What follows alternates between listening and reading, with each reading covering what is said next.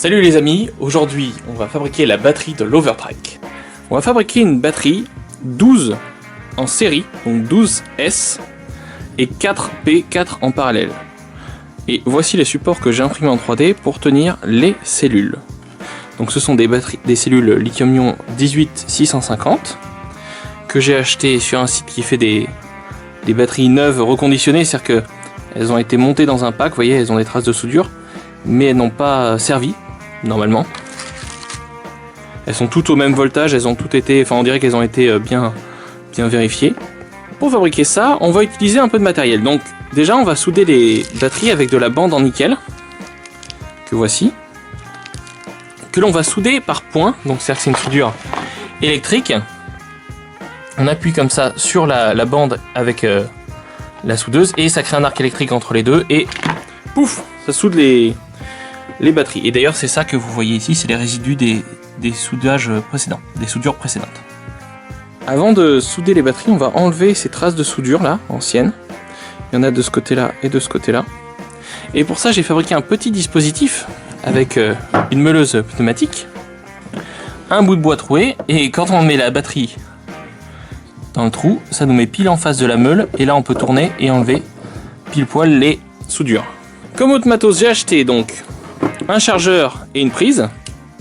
Voilà, c'est un chargeur 50,4 volts. Celui-là il sort 3 ampères. Alors il est un peu léger, il est dans une grosse boîte, mais il est pas lourd, j'ai un peu peur. Il y a un trou pour un ventilateur, mais j'ai pas eu de ventilateur.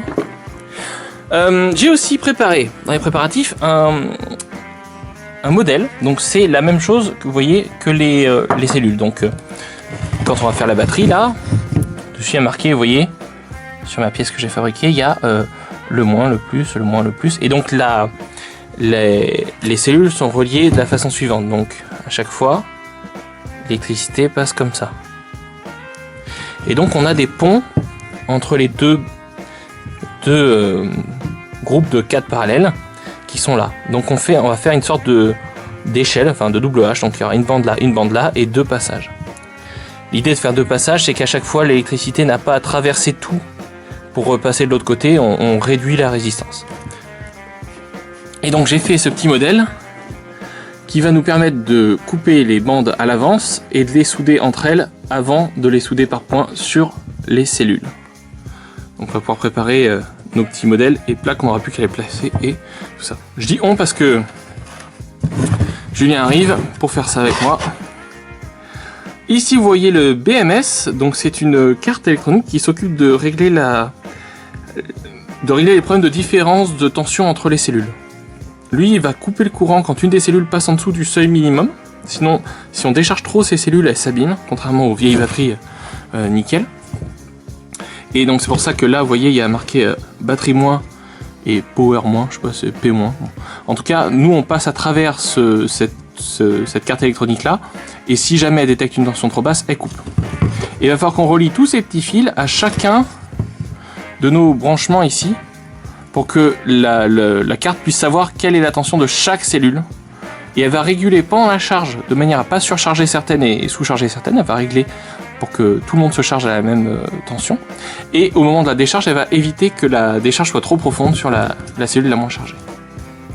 Voilà, alors la forme est assez particulière parce qu'il fallait que ça rentre dans l'Overtrack et il n'y a pas tant de place que ça, donc ça va rentrer en dessous. Vous voyez, pour que ça rentre dedans, ça prend déjà beaucoup de place, hein. D'ailleurs je crois que ça va être un peu dur, j'ai pas encore fait le test, mais bon, vu que tout a été modélisé en 3D, il y a peu de chances que ça se passe mal.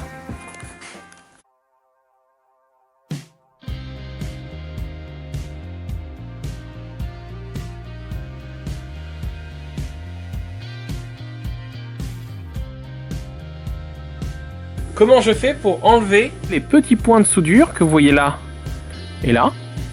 Je commence par retirer mon petit autocollant qu'ils avaient mis dans la batterie d'origine, hein, et je glisse la batterie dans le dispositif. Donc ça c'est pour le côté positif. Voilà, on voit que c'est nickel. Au doigt on sent absolument rien. Côté négatif, ils sont un peu plus écartés, donc en fait je pousse la batterie un peu différemment dans le dispositif. Et voilà. au stand de préparation des bandes. Nous avons l'ami Julienx qui soude. Donc, il a son petit patron qui permet de préparer les soudures, enfin les bandes. Il les soude en H comme ceci. Alors on les soude à l'étain parce que la soudeuse par point, c'est pas très puissant, c'est pas très solide et on veut être sûr que le contact sera bon entre ces parties-là parce que si y en a une des deux qui pète, tout le courant va passer dans une seule, ça risque de poser problème. Ouais, donc il commence à bien avancer, mais bon, il est un peu lent quand même. Moi, j'ai le temps de faire mes 48 piles, le ponçage des 48 piles. Donc, je vais attaquer l'installation. Et on a amené la bagnole pour avoir deux batteries, la batterie qui est là et la batterie de la voiture, pour faire des soudures bien solides. Vas-y, Julien, donne-nous tes impressions sur la soudure par point. C'est un live, hein, je vous le dis, il s'est pas préparé. C'est de la merde. Mais non, c'est très rapide, très pratique et semi-fiable. Voilà, c'est semi-fiable. Pour vous donner une idée, on va vous montrer après quand on fera les vraies soudures. Quand on soude là avec l'embout, là, il chauffe fort. On a deux batteries en parallèle, hein, donc ça fait toujours que 12 volts. Et il chauffe fort, je sais pas si vous voyez, il a un peu... Voilà, donc l'embout il a quand même bien chauffé. Et on est obligé de faire à chaque fois, chaque soudure, chaque point on le fait 3 fois. C'est-à-dire que sur le même point, on a fait 3 soudures. Mais ça a l'air bien. Franchement là ça commence à tenir. Au début ça s'est décollé de peur. Hein. Franchement on a un peu flippé. Bon maintenant on va mettre en place la batterie dans les piles dans le support, le BMS dans le support et puis on va commencer peut-être la soudure. Hein.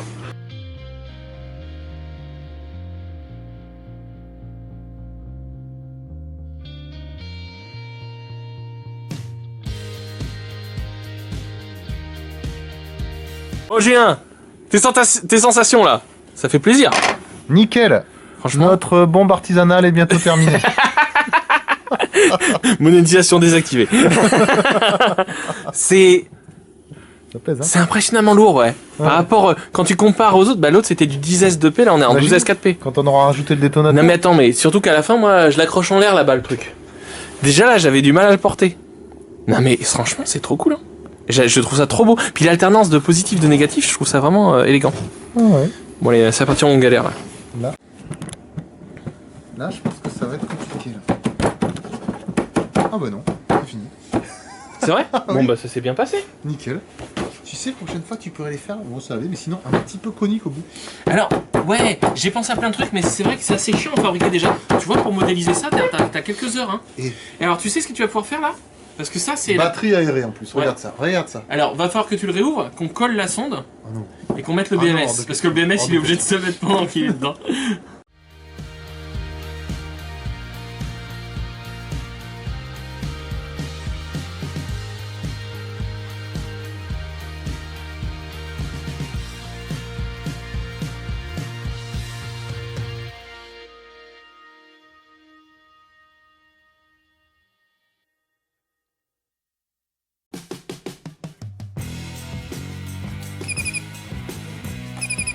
On voit bien le point rouge là.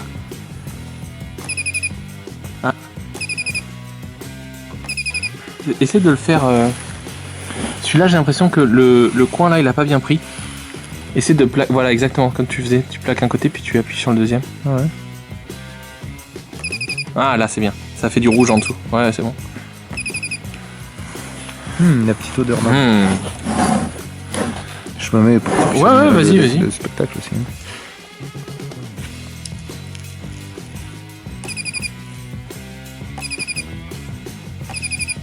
On voit bien le point rouge là sur la vidéo, c'est impressionnant.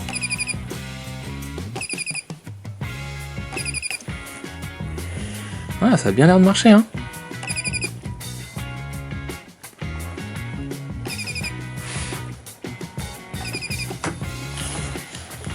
Vous voyez là, le courant qui passe dedans est tellement fort que ça crée un champ magnétique. Et ça fait bouger les câbles. On le ressent quand on met une pièce métallique à côté. Oula!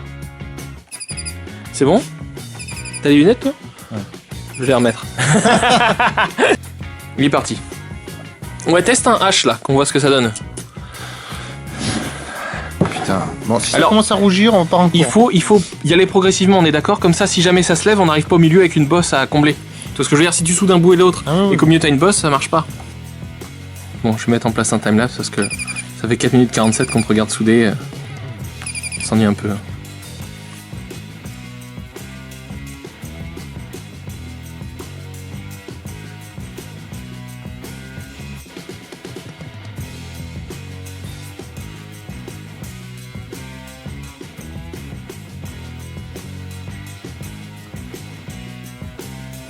Là, c'est la soudure des watts. Vas-y, vas-y. Tous les watts vont passer par là. Ça va péter. Alors on essaie de souder, vous voyez, on fait des soudures à l'étain, mais pas sur les cellules. Enfin, vous voyez ici l'appareil photo fait la mise au point. On va essayer de l'aider, voilà. Donc on essaie de faire les soudures à l'étain entre les cellules pour ne pas chauffer les cellules. C'est pas évident à faire. Et donc pour diminuer le courant qui va passer dans les bandes de nickel, on a fait 2 points, voilà, qui sont chacun entre 2 cellules. Donc le courant maximum traversera un demi-centimètre de nickel, quoi. Putain, il y a une putain de... Il y a de l'inertie là, hein. Ah ouais, là, il y a de la conduction, là. Ça m'a refroidi la soudure, là. Elle rechauffe pas, quoi. Après j'ai Je vais mon... la calmer. Ouais, c'est ce que je vais dire, faut que tu mettes un peu d'étain. Ouais, parce que je t'ai enterré le fil pour pas qu'il dépasse trop, et là tu me fais une bosse...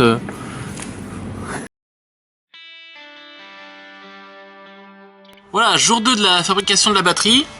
Julien ne peut pas être là malheureusement, donc je finis tout seul. Alors, je viens de faire la première étape importante qui est le branchement des connecteurs du BMS. Donc, cette partie-là va s'occuper de vérifier que toutes les cellules sont bien équilibrées et que s'il y en a une qui est trop déchargée, il coupe le courant. J'ai fait tous mes branchements avec la longueur de fil d'origine parce que quand il se balade dans tous les sens, c'est assez dangereux. Si jamais un fil touche... deux parties, tout ça, j'aime pas trop ça.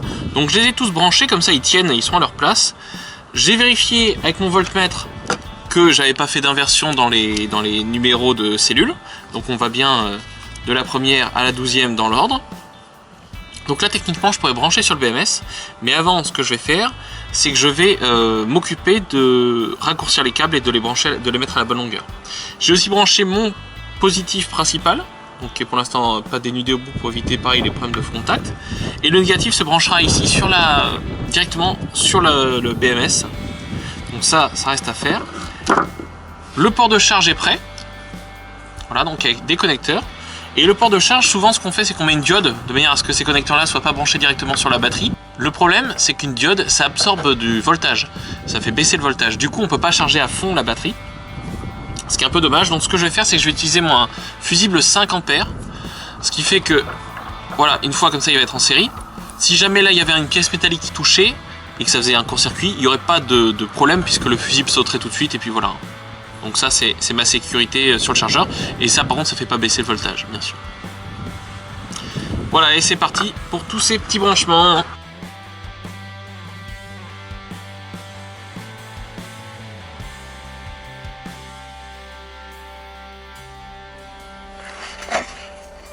Et voilà, le BMS est branché. Voilà donc le branchement final. J'ai collé avec un peu de pistolet à colle tous les fils. Moi, je suis assez content, c'est assez clean. J'ai vérifié tous mes branchements, j'ai branché mes ports de charge. Port de balance, pardon. J'ai mis ma sortie en XT60. Donc qui est branchée sur ce côté-là du BMS. Alors c'est un peu des soudures un peu sales, mais c'est assez dur à faire comme il y a beaucoup d'inertie, c'est dur de chauffer assez. Et j'ai branché de ce côté-là mon port de charge avec son petit fil. Donc ça c'est fait. Maintenant ce que je vais faire, c'est que je vais couper du papier cartonné. Voilà. Alors, je vais prendre le verre, c'est des chemises toutes bêtes, hein, à 4. Et je vais couper, hop, du carton pour recouvrir les parties qui risquent de faire des faux contacts.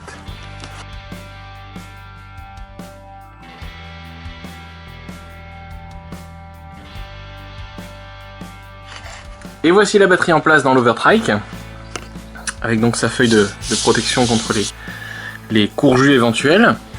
Sur le côté là, vous voyez pas bien, on a la prise de charge, le fusible de la charge.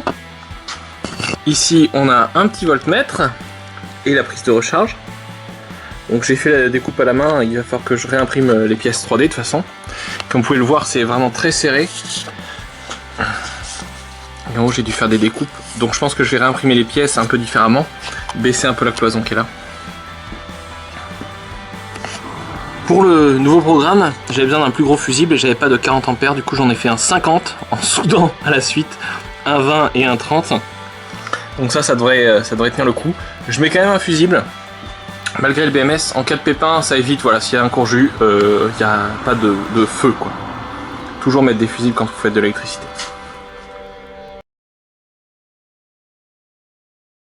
C'est parti pour le petit test.